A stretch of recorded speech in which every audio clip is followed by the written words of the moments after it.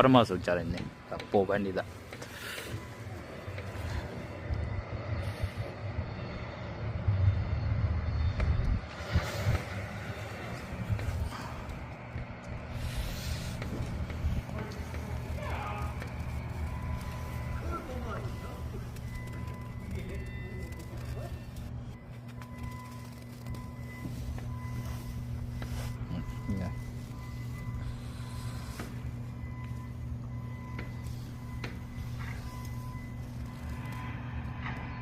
ဖြူဖွေး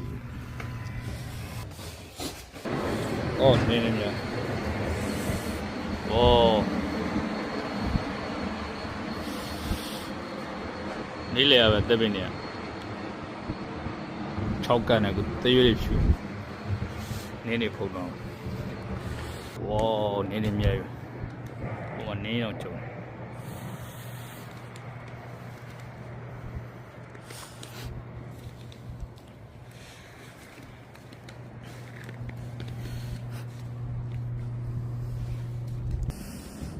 哇，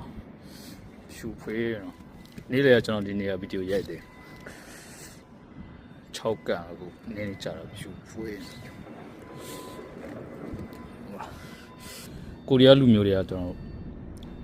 ဒီပထမဆုံးကြတဲ့နေမှာဆူတောင်းလေးရှိတယ်ပေါ့နော်သူတို့ဆူတောင်းတာရှင်ဆူတောင်းပြီးတယ်သူတို့အဲ့လိုမျိုးခံယူချေပေါ့နော်ဒါလူတိုင်းတော့မဟုတ်သူတို့ကဘယ်လိုဆူတောင်းဆိုရင်တက်ရှိကြမှာစိတ်ချမ်းသာပြီးတော့ပေးပေးဝေးကွာအဲ့လိုနောက်လောက်ကိုင်းခွန်လန်းလေးကောင်းကြပါစေအဲ့လိုဆူတောင်းလေးရှိတော့ဝေါတော်လေးနေကျုံနေဝင်တော့ဒီမှာ